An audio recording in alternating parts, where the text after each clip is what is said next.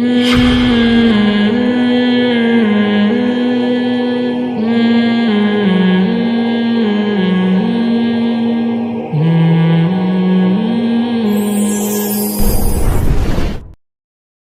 آپ قانون ہاتھ میں لینے کی کوشش نہ کریں, اس کے سائیڈ افیکٹ بہت زیادہ نہیں ہیں, انتہائی خطرناک ہیں.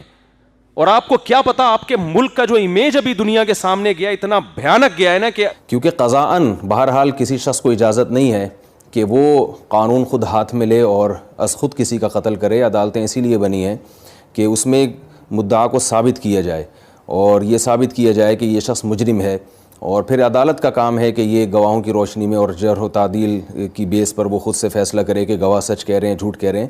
تو از خود اگر کوئی قتل کرتا ہے تو اس میں ملک میں فساد پھیلنے کا خطرہ زیادہ ہے. کام کہ کسی کو قتل کیا جائے یہ صرف عدالت کا کام ہے, سیاستاً قطعاً کسی کو اس کی اجازت نہیں دی جا سکتی. وہ قانون خود ہاتھ میں لے اور خود سے کسی شخص کا قتل کرے, چاہے وہ غیر مسلم ہو, چاہے وہ گستاخ ہو, چاہے وہ مسلم ہو. تو اس لیے عدالتیں جو بنی ہیں تو انہی کو فالو کرنے کا ہمیں حکم ہے.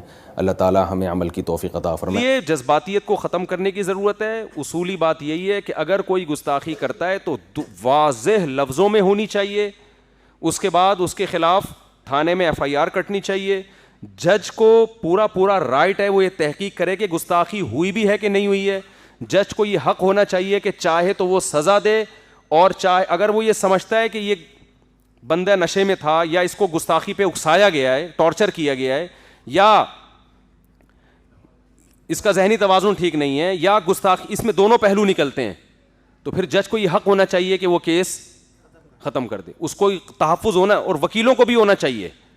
دیکھو جب گستاخی کا کیس کسی کے خلاف چلے گا تو اس کی طرف سے بھی تو کوئی وکیل آئے گا نا.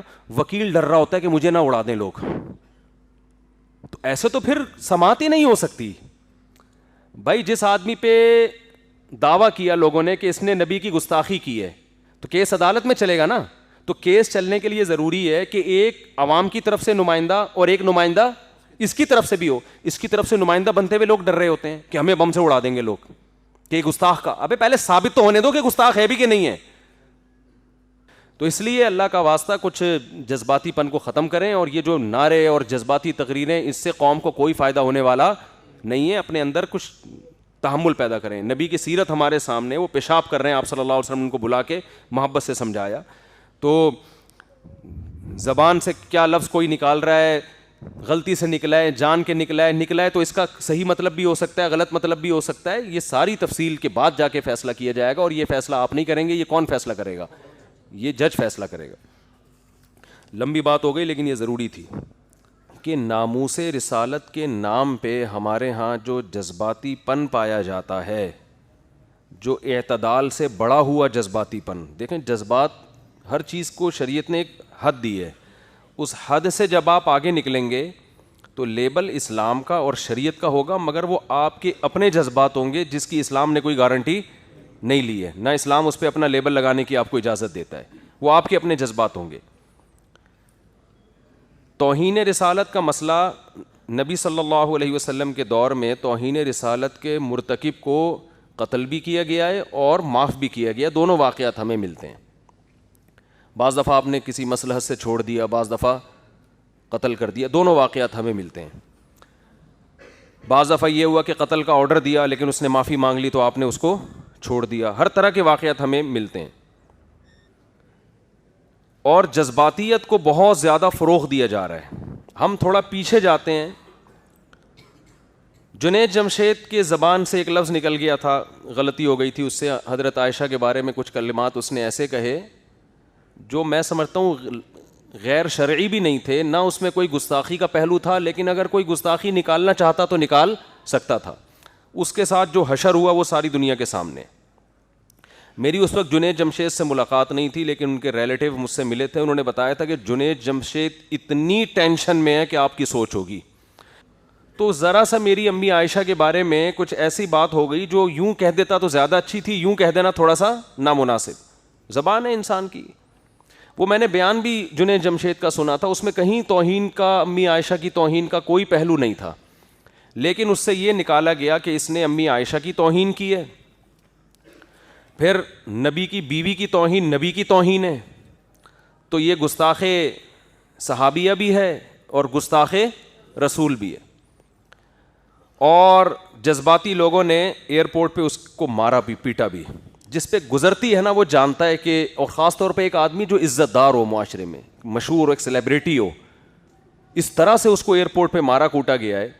جنید جمشید نے معافی کا اعلان کر دیا، مجھے کسی سے کوئی انتقام لینا نہیں ہے، میں نے پیغام پہنچوانے کی کوشش کی، پتہ نہیں وہ پیغام پہنچا نہیں پہنچا، بیان بھی کیا کہ معافی بنتی نہیں ہے، جن لوگوں نے مارا ہے ان کے خلاف قانونی کارروائی ہونی چاہیے.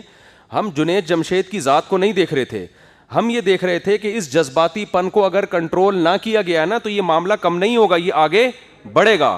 کیونکہ ہمارے ملک میں ان پڑھ لوگوں کی تعداد پڑھے لکھے لوگوں سے بہت زیادہ ہے، تھوڑی زیادہ نہیں ہے، بہت سے بھی زیادہ ہے. سینس لیس لوگ معذرت کے ساتھ زیادہ ہیں، سینس والے لوگ کم ہیں.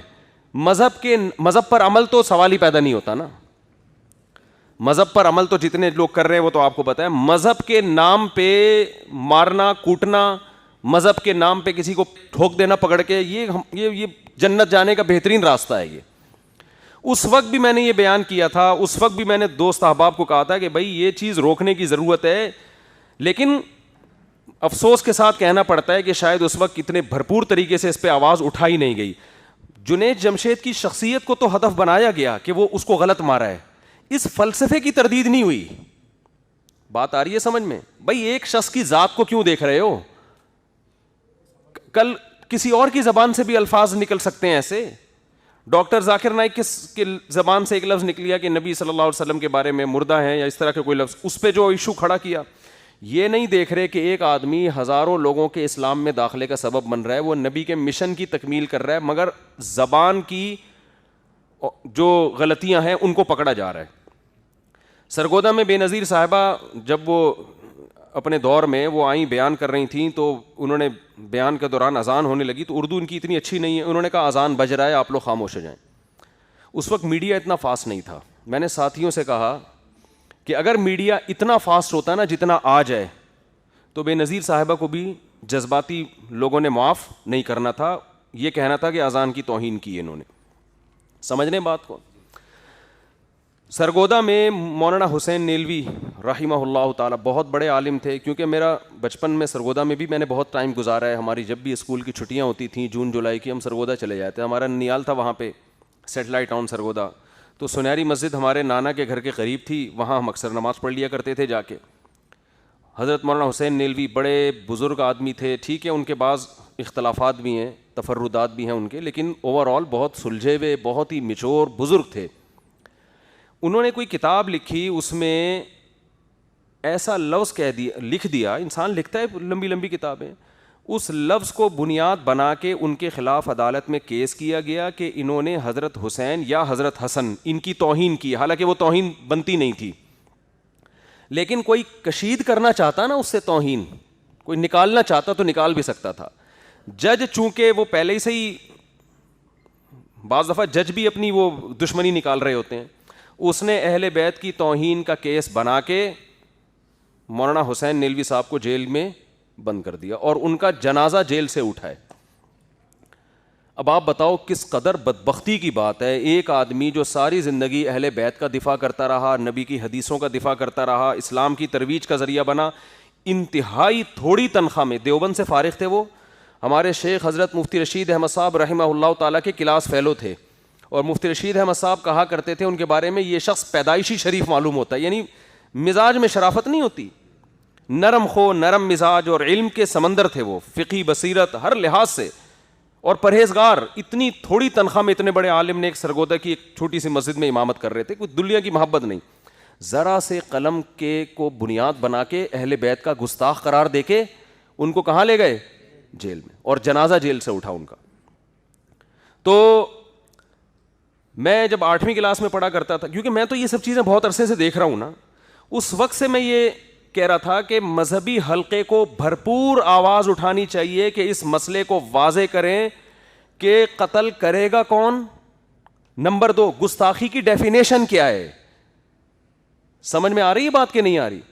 گستاخی کی ڈیفینیشن کیا ہے؟ گستاخی کی ڈیفینیشن میں اور آپ نہیں کریں گے, یہ لاء میں لکھی بھی ہونی چاہیے, قانون میں لکھی بھی ہونی چاہیے, لوگوں کو پتا ہونا چاہیے کہ گستاخی کا مطلب کیا ہے, اور پھر اس کی بھی مزید کچھ تفصیلات ہوں جو میں انشاءاللہ بھی آپ کو بتاتا ہوں.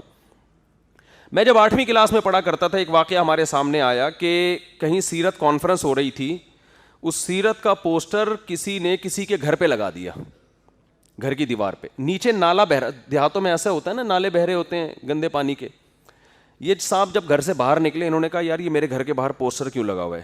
انہوں نے پوسٹر پھاڑ دیا, پوسٹر پہ نبی کا نام لکھا ہوا ہے, وہ کاغذ گر گیا نالی میں. اس بندے کی قطعاً نبی صلی اللہ علیہ وسلم کے نام مبارک, نام مقدس کو نالی کی نظر کرنا نہیں تھا, وہ پوسٹر کو دیکھ رہا ہے کہ یار میرے گھر کی دیوار کیا ہو رہی ہے, خراب ہو رہی ہے. لوگوں نے کیا کیا جی, گستاخ رسول کے کیس میں محترم کو عمر قید کی سزا میں اندر کر دی. 47% اس کیس میں جو لوگ اندر ہوئے ہوئے ہیں نا, وہ مسلمان ہیں جو عاشق رسول ہیں. سمجھ میں آ رہی ہے بات؟ جن پہ گستاخ رسول کا الزام لگائے اور اس الزام کی بیس پہ وہ کہاں ہیں, جیل کی کوٹریوں میں ٹائم گزار رہے ہیں, جس میں علماء بھی ہیں, جس میں عاشق رسول بھی ہیں, جو حاشا وکلا کبھی سوچ بھی نہیں سکتے کہ ہم نبی کی گستاخی کریں گے, لیکن جس نے اپنی ٹھڑک پوری کرنی ہوتی ہے, کسی سے دشمنی نکالنی ہوتی ہے, کسی بھی بات کو بنیاد بنا کے وہ گستاخ رسول کا فتویٰ لگا کے کیا کر دیتا ہے. دوسری بات یہ, یعنی پہلی بات تو یہ گستاخی کی ڈیفینیشن تو واضح ہونی چاہیے نا,